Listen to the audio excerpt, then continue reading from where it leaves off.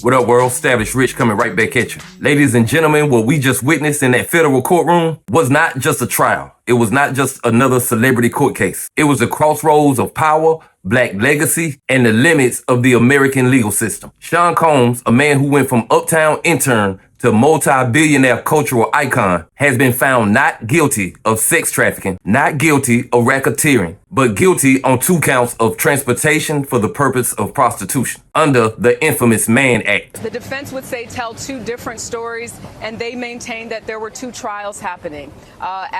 Mark Agnifilo, the lead defense attorney, saying this was a modern-day love story, but the government begging to differ and say this isn't even about a love story. This is about a crime. We're just getting word not guilty on count 1, not guilty on count 2. Is that correct?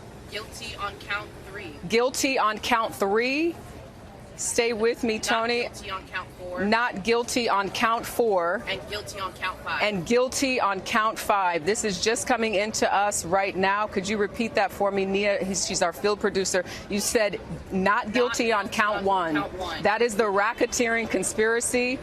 The second count, not guilty. Not guilty on count 2. Is that correct? Not guilty. Guilty on count 3. Guilty on count 3. That would be the Mann Act transportation of Cassie Ventura. And if you could, looks like I have the note as well, so I'm just going to read it. Count 1, racketeering conspiracy, not guilty. Count 2, not guilty. Count 3, guilty. Count 4, not guilty. Count 5, guilty. So essentially, the jurors found that he was guilty of the Mann Act. That is the transportation to engage in prostitution, but they found him not guilty on sex trafficking, very serious charge there where he could have spent a minimum of 15 years in prison, and not guilty on that racketeering conspiracy, which he could have spent up to life in prison for. So that is the very latest. We're going to get more information as things are coming out in terms of the mood inside that courtroom. What is Sean Combs doing? What is his family doing? What are the jurors doing? How are they reacting? All of that should be coming to us momentarily. But again, if you're just tuning in, Sean Combs not guilty on the most serious of charges, the racketeering conspiracy and sex trafficking.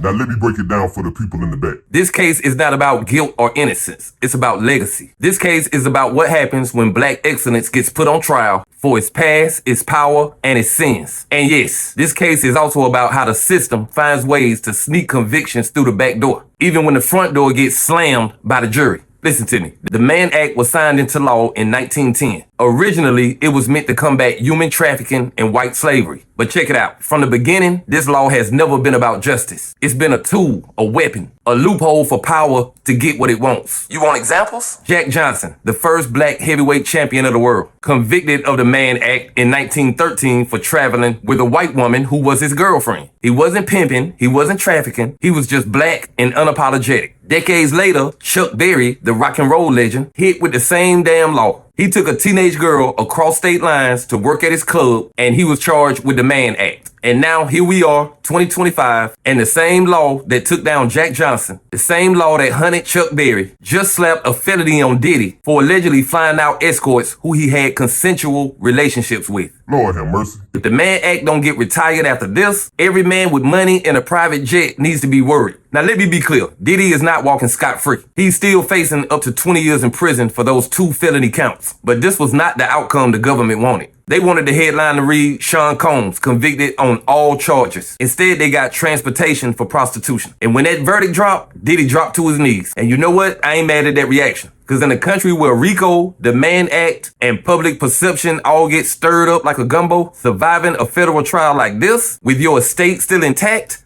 that's a damn miracle. Let me talk to my people now, the hip-hop world. We got to be careful. We got to stop convicting people in the court of public opinion before the facts even come out. This trial was messy, and yes, there were disturbing allegations. Diddy's own team admitted to drug use and violence. But guess what? Allegations are not convictions. Evidence is everything. And clearly, the jury didn't buy what the feds were selling. You had 2 women, Cassie Ventura and Jane, who claimed that they were coerced into sex by Diddy while he watched. But the jury said no on the sex trafficking and no on the racketeering. And if the jury ain't convinced, why are people acting like they saw the tape? What this verdict really tells us is simple. The government overreached. They thought this was going to be another R. Kelly. They thought they had a layup. And Diddy came through with a full court defense and shut down the whole team. Now here's what people ain't thinking about. By beating those major criminal counts, Diddy just strengthened his position in all of those civil cases. And if a federal jury said not guilty on sex trafficking, that casts serious doubt on the credibility of future lawsuits. And then you got the money. Diddy still owns his catalog. Diddy still owns his real estate. Diddy still owns his legacy. The government couldn't seize not a damn thing. No asset freeze, no forfeitures, no RICO callbacks. This man walked into court facing life and is about to walk out a convicted felon,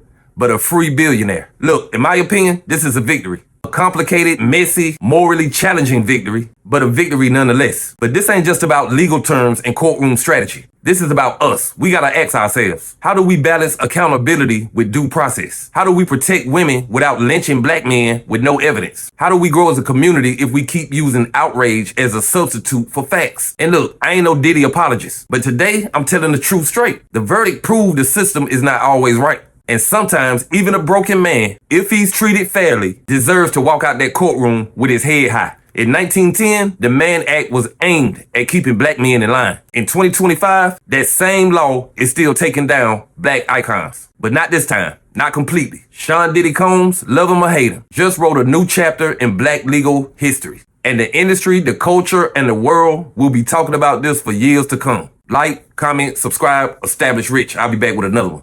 Peace.